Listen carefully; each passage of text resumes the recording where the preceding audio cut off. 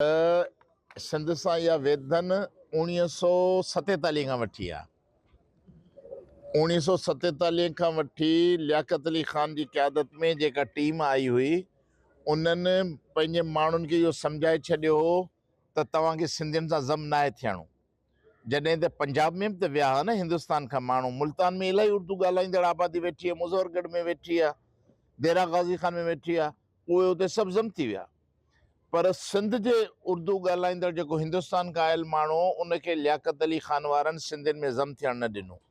उनखे ख़बर हुई त जे सिंधियुनि में ज़म थींदासीं त पोइ असांजी ब्लैकमेलिंग कोन हलंदी, असांजी जेका आहे उहो मैंडेट ख़तमु थी वेंदो। उनखे ख़बर हुई त इलेक्शन बि हिते ठाहिणी आहे, पार्लियामेंट जी जॻह बि हिते ठाहिणी आहे, मैशत ते कब्ज़ो बि हिते आहे। छो जो कराची सिंध वाहिद जेको आहे, जेको पोर्ट सिटी आहे कराची सिंध जो, जेको बैनुल अक़वामी अर्बन सी, जेको कंहिं ज़माने में सिंधी समुंड हो, हाणे हिंदी समुंड आहे, ऐं अरबी समुंड। इन अरबी समुंड जेको आहे, जीअं हाणे तव्हां ॾिसो पिया समुंडनि जी जंग जेका केॾी अहम आहे, जंग लंगल खे आबनाए हर्मज़, हाणे तव्हां सॼी दुनिया ॼाणी वई आहे त आबनाए हर्मज़ जी अहमियत कहिड़ी आहे। ईरान कीअं हेॾे वॾे देव कामत पंहिंजे दुश्मन खे गोॾनि ते झुकाइण जी कोशिशि पियो करे, त ही अर्बन सी बि ईअं ई अथव। कराची जो लंघ जेको आहे समुंड जो, उहो बि सॼी दुनिया जे वणिज वापार जी माना हिकिड़ो कीन चेक पोस्ट आहे। इन करे हुननि उन्हनि ज़माननि खां वठी इन शहर ते कब्ज़ो करण लाइ पंहिंजा माण्हू विहारे सिंधियुनि खे सॼे शहर मां नॉकआउट करे ॿाहिरि कढियो। हिंदू बिज़नेसमैन हो कढी छॾियऊं, कच्छी ऐं ॿिया जेके बिरादरियूं हुयूं कढी छॾियऊं, बलोचनि खे महदूद करे लियारी में मंशात हवाले करे उनखे क़ाबू करे छॾियऊं। उनजो मक़सदु इहो आहे त जीअं हिन पोर्ट सिटी ते असांजो कब्ज़ो रहे। इन करे पोइ रोज़ मश्करियूं कंदा आहिनि, ॿार गटर में किरे चवनि नवां सूबा बनाओ, पाणी नथो अचे नलके में नवां सूबा बनाओ, पुलिस वारो को मोबाइल फुरे थो वञे नवां सूबा बनाओ, या वफ़ाक़ को मर्कज़ वफ़ाक़ आकर कब्ज़ा करे। इहे भानत भानत जूं ॻाल्हियूं आहिनि। उन में भाॼाई पहिरीं त पीपल्स पार्टी जी बि आहे, त पीपल्स पार्टी हेतिरा साल इक़्तिदार में रही आहे, हर दौर में MQM खे पंहिंजे हिसेदार ठाहियो अथई। पर पीपल्स पार्टी जॾहिं इक़्तिदार में अचे थी त उहो बि कराची में या सिंध जी ॿहिराड़ियुनि में मक़ामी हुकूमतुनि खे बाख़्तियार नथी करे। पाणी, गटर जूं नालियूं, त शहरी तरक़ी, इहो सॼो लोकल गवर्नमेंट जो कमु आहे। यूनियन काउंसिल ताक़तवर हुजे उनखे बजट ॾियो, टाउन कमेटियूं ताक़तवर हुजनि, डिस्ट्रिक्ट काउंसिल ताक़तवर हुजनि, म्यूनिसिपल कमेटियूं ताक़तवर हुजनि, तव्हां उनखे बजट ॾियो, डेवलपमेंट कनि। पर ही चवंदा आहिनि यूनियन काउंसिल वारे खे मोकिलींदा आहिनि 10 लख, बाबा पघार ॾिजांइ, 5 लख असांखे मोकिलिजांइ, बाक़ी 5 लख ताईं पाण में हिसोपति करे खाओ, वरी अॻे साल ॾिसंदासीं। जॾहिं ईअं पीपल्स पार्टी रूल कंदी त पोइ उते नंढी नंढियुनि शिकायतुनि जा वॾा वॾा अज़ाब थी असां ते किरनि था। शहीद कमाल रायमूं असांजो शहीद पोयां बैनर लॻो पियो आहे, अॼु हुनजी शहादत जो ॾींहुं आहे।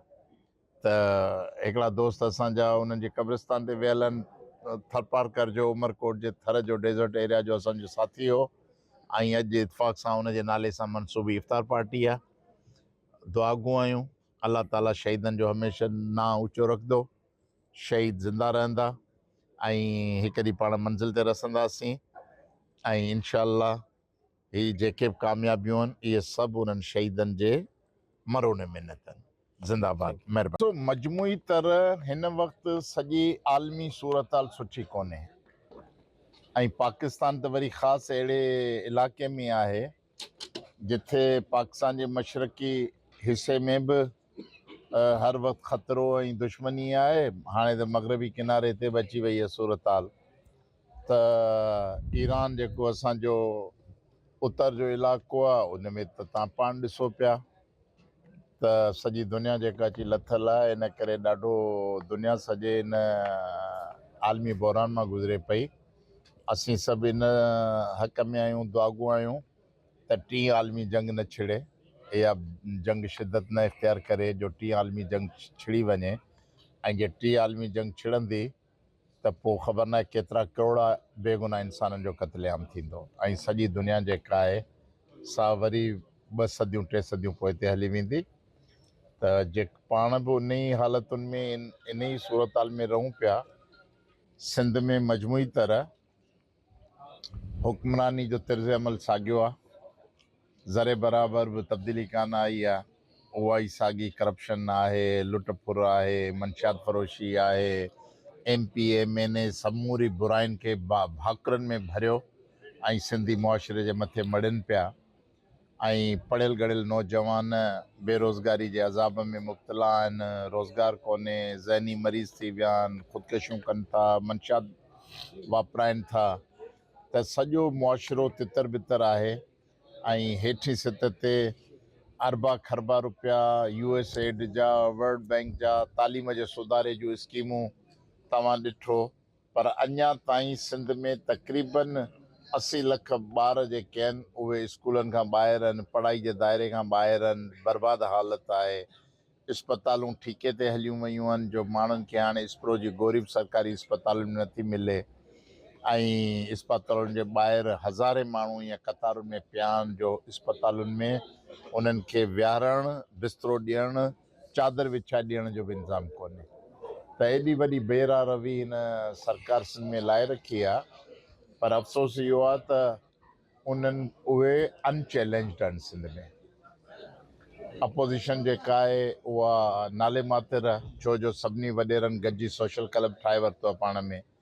इक़्तिदारी पार्लियामानी सियासत अॻु में हूंदी हुई, हिकिड़ी पीपल्स पार्टी जे इक़्तिदार में हूंदी त ॿिया वॾेरा वरी मुस्लिम लीग या कंहिं ॿी पार्टी में इंतज़ारु कंदा, उहे पोइ थोरो घणो पार्लियामेंट में अपोज़िशन जो किरदारु अदा कंदा।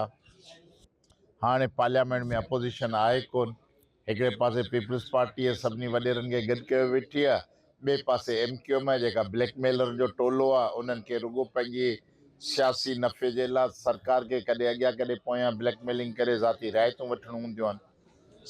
सिंध जी जेका बि ॿरहाड़ी जी सूरत हाल आहे, माण्हुनि जी ज़िंदगी जे बाबति उन्हनि खे का दिलचस्पी कोन्हे। इन करे तव्हां ॾिसो त 6 ज़िला धाड़ेलनि जे हवाले आहिनि, ज़िंदगी उते बिल्कुलु ख़तमु आहे।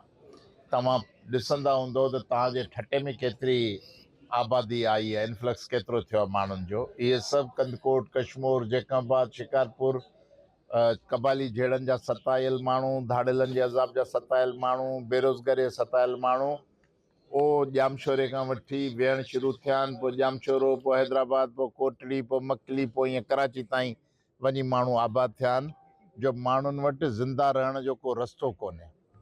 हुक्मराननि, सरदारनि, जागीरदारनि खे एतिरो ताक़तवर करे छॾियो आहे जो हाणे धाड़ेलनि जे ज़रिए, पुलिस थाणनि जे ज़रिए आम माण्हू जी ज़िंदगी हुननि इंतई मुश्किल बनाए छॾी आहे। सो को रस्तो कोन्हे माण्हुनि वटि।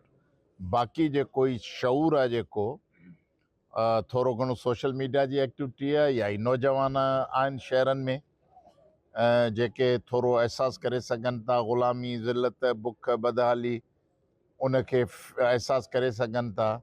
उनजो इज़हार जेको आहे उहो कॉम्प्रेस पार्टियूं कनि थियूं। बदकिस्मती आहे, हेॾे वॾे सियासी बहिरान खां पोइ बि का अहिड़ी वॾी कॉम्प्रेस पार्टी अञा जुड़ी न सघी आहे जेका ट्रू अपोज़िशन पार्टी हुजे सिंध में, जेका पीपल्स पार्टी या इक़्तिदारी पार्टी खे बाज़ाब्ता चैलेंज ॾेई सघे ऐं उनजे मुक़ाबले में बराबरि हिकिड़ी पैरेलल अपोज़िशन थी सघे।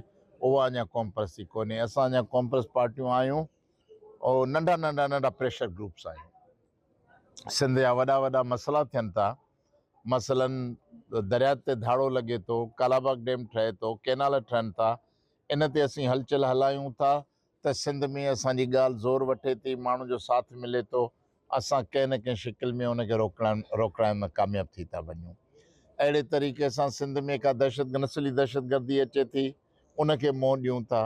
का सिंध जे अंदरि सिंध जी क़ौमी वहदत सां छेड़खानी, को नवां सूबा, को अहिड़ो राग, को नसुल परस्त टोला शुरू कनि था, उन्हनि खे असां मुनज़िम तरीक़े सां मोह ॾियूं था।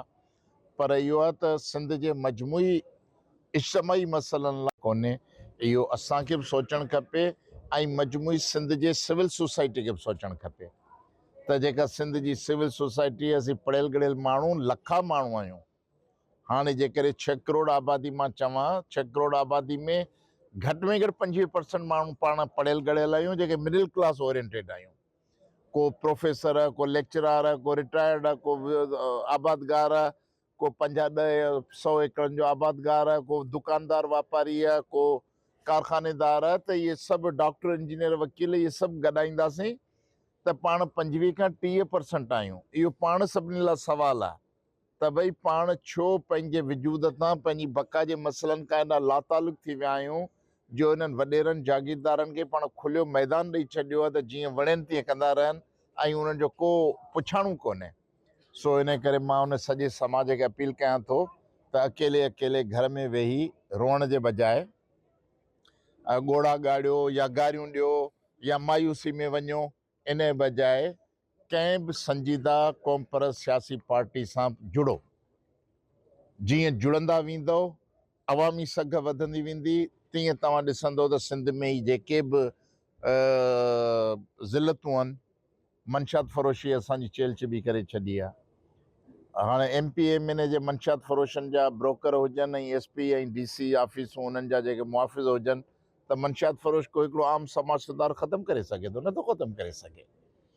त अहिड़े तरीक़े सां तालीम, अहिड़े तरीक़े सां सिहत, अहिड़े तरीक़े सां सिंध जी तरक़ी, रोड रस्ता ॾिसो था जंहिं पासे कंध भरायूं था गंदगी जा ढेर आहिनि। जॾहिं त अरबा रुपया ई सॉलिड वेस्ट मैनेजमेंट अरबा रुपया ई ख़र्च कनि था, उनजे मद में खणनि था। पीअण जो पाणी नलकनि में नथो अचे, माण्हुनि जे घरनि में टैंकर माफ़िया अची वई आहे। जेकॾहिं माण्हुनि खे सरकार रुगो पीअण जो पाणी नथी ज़िंदा रहण लाइ पैसा पहुचाए सघे, जंहिंजा बि असां डबल टेबल हलंदूं, सरकारी बिल अदा 50-100 रुपया 200 रुपया पाइपलाइन जो बिल ईंदो न पाणी जो, त माण्हू खे घर जो कराची में गटर जी लाइन सही कोन्हे, कराची में पुलिस सिस्टम कोन्हे, पोइ शामत असांजे मथां थी किरे चंड त हाणे नओं सूबो ठाहियो, छो जो वॾेरा इन्हनि खां निज़ाम हले नथो, इन्हनि कराची त कब्ज़ो करे छॾियो आहे। सो इन करे कराची पंहिंजी जीअं सिंध असांजी माउ आहे, कराची असांजो साह आहे, कराची असांजो रूह आहे, ऐं कराची खां सवाइ सिंध जो तसवर नामुमकिन आहे। ऐं उहो उन तसवर खे उजागर करण लाइ 12 अप्रैल ते पाण खे कराची हलणो आहे। तव्हांखे बि दावत आहे। ऐं